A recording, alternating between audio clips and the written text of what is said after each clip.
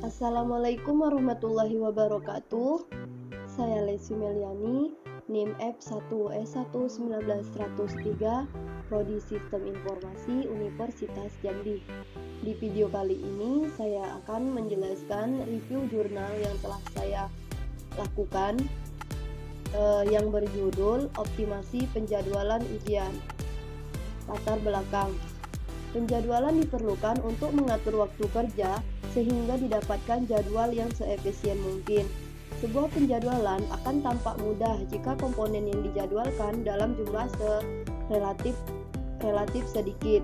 Namun, akan menjadi rumit jika komponen penyusunnya dalam jumlah yang besar. Pembuatan jadwal ujian akan selalu muncul karena harus dilakukan pada setiap pergantian semester. Umumnya, jadwal ujian diselesaikan dengan membuat tabel jadwal secara manual. Cara ini membutuhkan waktu yang lama, karena pembuatan jadwal tersebut sangatlah kompleks yang terdiri dari beberapa komponen penyusun, seperti mata kuliah, dosen, ruang, dan waktu. Dosen juga dimasukkan dalam komponen penyusun, karena dosen diwajibkan hadir saat ujian akhir semester berlangsung. Pada setiap komponen penyusun tersebut terdapat aturan dan batasan-batasan yang telah ditentukan. Oleh karena itu, diperlukan penjadwalan otomatis yang dapat membuat jadwal dengan cepat, mudah, dan tetap harus memperhatikan aturan-aturan. Selanjutnya, langkah penelitian. Langkah penelitian dalam jurnal ini yang pertama yaitu melakukan langkah model genetika, lanjut rancangan basis data, selanjutnya langkah inisialisasi kromosom, selanjutnya fungsi fitness dan seleksi, selanjutnya perkawinan silang dan mutasi, dan yang terakhir langkahnya yaitu pembagian ruang. Bentuk kromosom. Inisialisasi kromosom direpresentasikan dalam bentuk lare dengan tipe data record yang berisi data yang mendukung proses penjadwalan. Panjang dari kromosom adalah sebanyak gen yang ada. Dalam hal ini, setiap gen mewakili mata kuliah yang diujikan. Nah, ini adalah tabel inisialisasi kromosom yang terdapat pada jurnal yang saya review. Selanjutnya, nilai fitness. Individu dalam populasi telah terbentuk, maka langkah selanjutnya adalah menghitung nilai fitness setiap individu. Penghitungan dilakukan dengan membagikan penalti untuk setiap aturan yang digunakan dalam penjadwalan. Semakin wajib aturan dilaksanakan, maka akan semakin besar nilai penalti yang diberikan. Berikut ini aturan penghitungan nilai fitness pada kasus di jurnal yang saya review. Nah, ini adalah rumusnya, di mana P adalah penalti yang diberikan untuk aturan I, dan P atau fungsi G sama dengan 1. Jika jadwal yang melanggar aturan I bernilai 0, maka sebaliknya juga begitu. Proses seleksi. Proses seleksi bertanggung jawab untuk melakukan pemilihan terhadap individu yang hendak diikutkan dalam proses reproduksi. Langkah pertama yang dilakukan dalam seleksi ini adalah pencarian nilai fitness. Seleksi mempunyai tujuan untuk memberikan kesempatan reproduksi yang lebih besar bagi anggota populasi yang mempunyai nilai fitness terbaik. Beberapa metode seleksi antara lain roda roulette, ranking, dan turnamen. Selanjutnya, proses crossover.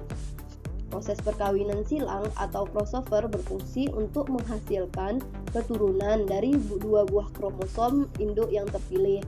Kromosom anak yang dihasilkan merupakan kombinasi gen-gen yang dimiliki oleh kromosom induk. Nah, pada perkawinan silang ini digunakan perkawinan silang satu titik. Pada perkawinan ini dilakukan dengan cara menukarkan nilai gen pada posisi gen yang sama dari kedua induk. Nah, penukaran gen ini harus dilakukan pengecekan apakah individu baru yang terbentuk sesuai dengan aturan yang berlaku. Nah, ini adalah gambar dari perkawinan silang pada jurnal yang saya review. Selanjutnya, proses mutasi. Setelah melalui proses perkawinan silang, pada offspring dapat dilakukan proses mutasi. Mutasi dilakukan dengan melakukan perubahan pada sebuah gen atau lebih dari sebuah individu.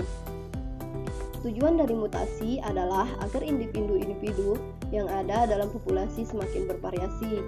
Mutasi akan sangat berperan jika pada populasi awal hanya ada sedikit solusi yang mungkin terpilih, sehingga operasi sangat berguna dalam mempertahankan keanekaragaman individu dalam populasi. Meskipun dengan mutasi tidak dapat diketahui apa yang terjadi pada individu baru.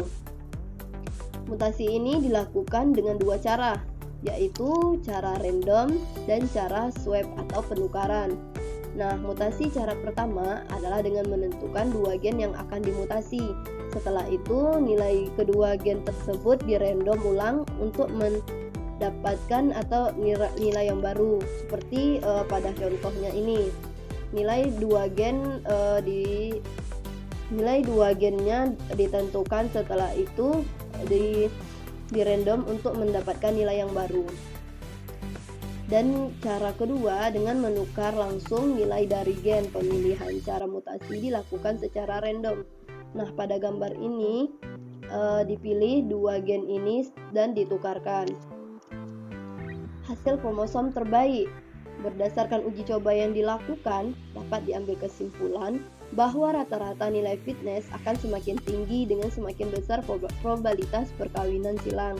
Namun, pada kondisi tertentu, nilai fitness akan lebih rendah. Probabilitas perkawinan silang yang optimal digunakan pada jurnal ini yaitu 0,6. Karena pada probabilitas tersebut nilai rata-rata fitness tertinggi.